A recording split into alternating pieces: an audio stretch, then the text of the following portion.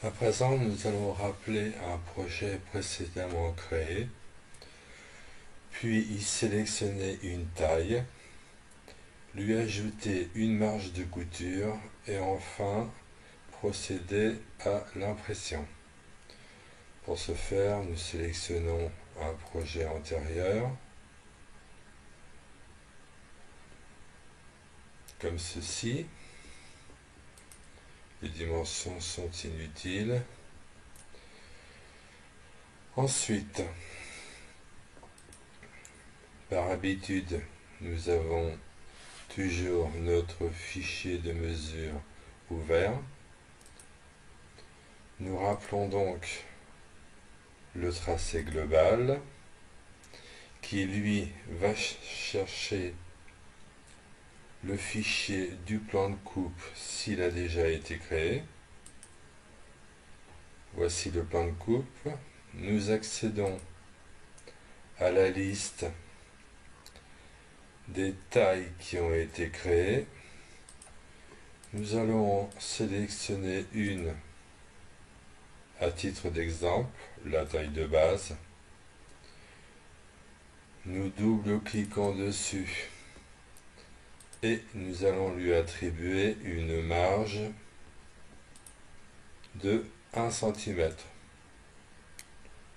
ou 1,5 cm pour l'exemple. Il ne nous reste plus qu'à procéder à l'impression. Donc par défaut, c'est le format A4 qui est sélectionné.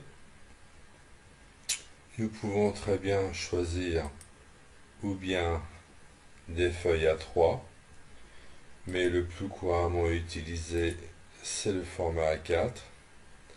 Et pour simplifier et accélérer l'impression, nous pouvons supprimer ou plutôt décocher les feuilles inutiles.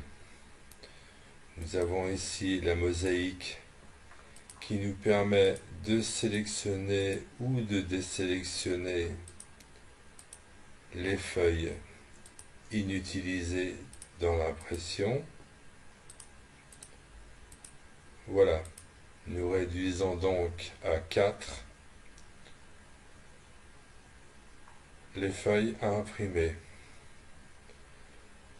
Nous pouvons à présent imprimer.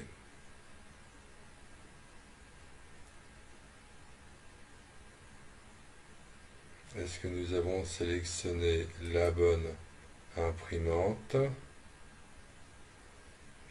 Donc là, par défaut, j'ai pris un convertisseur PDF. Test impression. De même, sur une imprimante normale, on obtiendrait le même résultat. Nous allons attendre que l'outil de conversion nous affiche les feuilles correspondantes.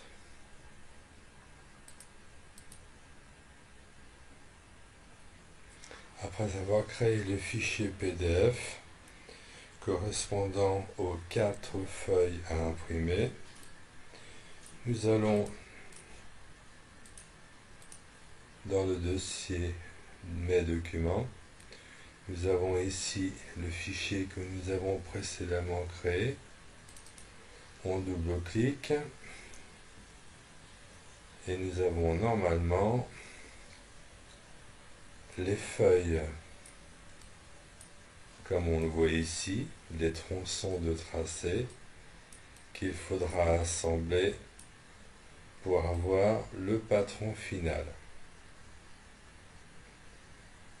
Voilà ce qui met fin à la présentation